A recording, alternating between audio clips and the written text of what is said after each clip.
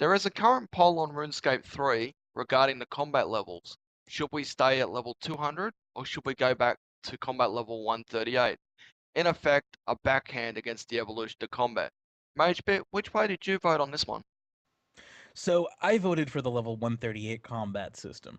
Now, once again, I voted for that in essence to say that the current combat system is flawed in a greater way than our older system. I feel as though by voting for the 138 or having enough people vote for the 138, which it absolutely looks like we did, um, we are kind of addressing the issue or the underlying problem that the current level 200 combat system isn't good for anyone. It's not good for pures. It's not good for judging the difficulty of a boss. It's not good for judging the difficulty of a PvP opponent. It's a very archaic number. I mean, something generally when you think, oh, simplicity is the best solution, and the old combat formula is really complicated, and this new one is really simple. Well, unfortunately, it's so simple that it leaves out way too much. And I think what we really need to see here is now that we're taking a good hard look at this is okay, 138 was better. 200 also has some perks. How can we take the best of both of these and make them into a system that is kind of a hybrid? So in short, 138 I voted for in hopes that it sparks a debate to come up with kind of a new system. With all the recent polls and stuff like that, you can only wonder what could be next. I know it seems like we're questioning all of the game mechanics. Like this whole power to the players is almost like they've taken the rule book or of game mechanics and they're throwing it out the window and they're just like, I feel like they're saying, "We give up. You tell us what you want, guys." I think Mod Mark mentioned something like that on the when he first mentioned power to the players, and I think that was on December 26th last year when that video came out. Yes, indeed. Um, do you remember at all exactly his exact words from that video? I don't really remember. I think it was somewhere along the lines of basically we tried to do too much and we are going to put it in your hands. What should we do? Ah, yes, yes, yes. And honestly, I feel like that is a bit of a cop out. I feel like they're using they're using the lack of resources that they have and saying that, oh, we were over ambitious. Okay, yeah, okay, maybe you were over ambitious, but not only were you over ambitious, you were, as had previously mentioned, really out of touch with what the community wants and how the what direction the game has been taking since the company kind of went public and was kind of changed hands from being a founder based company to kind of a corporate based company with a CEO and all that stuff. The game really kind of distanced itself from being a close knit community where the developers really knew the player base to more of a cold company that was just kind of cash hungry and looking for ways to draw in new players with flashy graphics and fancy new systems, and kind of got away from what RuneScape was really about, which would, in my opinion, is the kind of the hardcore community that it has been developing over the past 13 years. Yeah, that's correct. Yes. The problem is you can't do too much of that stuff without alienating the people that you're trying to keep.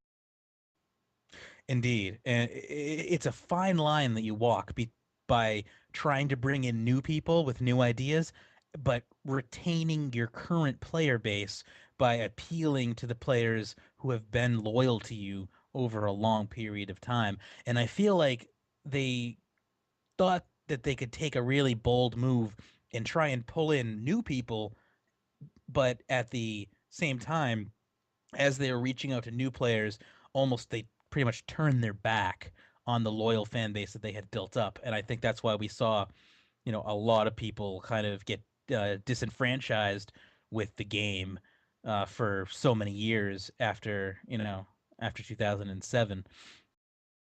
Do you think the people who rage quitted using the EOC as an excuse will start coming back now they know they'll have an option to switch between the EOC and legacy modes?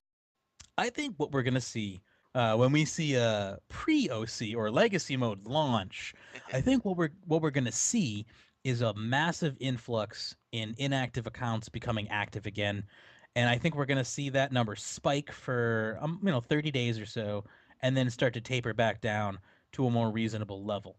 Now, what that level is really dependent upon the system that is developed over the next few months. It's really up to the beta testers in the community who take the time out of their busy day to go and test out this system before it goes live, give jagex feedback, give constructive criticism, find the bugs, find find the things that work, find the things that don't work, and actually make this is really up to the players to make a system that works. If we don't get the feedback while it's in development, we're gonna see a giant piece of crap.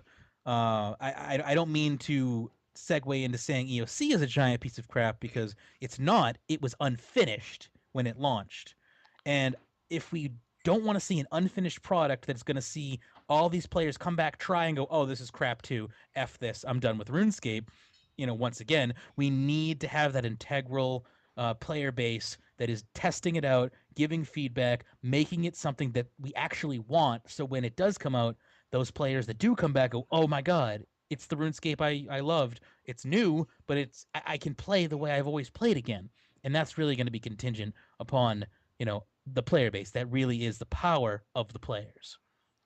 Yeah, it's a good thing you actually mentioned the beta testing because, say, in a few months, I would assume that there's going to start being beta testing for this legacy system. And people, if you really want this thing to work, you really have to beta test the hell out of this to make sure everything works fine and make sure there's no bugs before it goes live because we don't want to see 200,000 people drop to what an average of maybe it was 50,000 for maybe a year and a half, 2 years. Yeah. And you bring up a very good point there because quality assurance, of course, Jagex has the ninja team.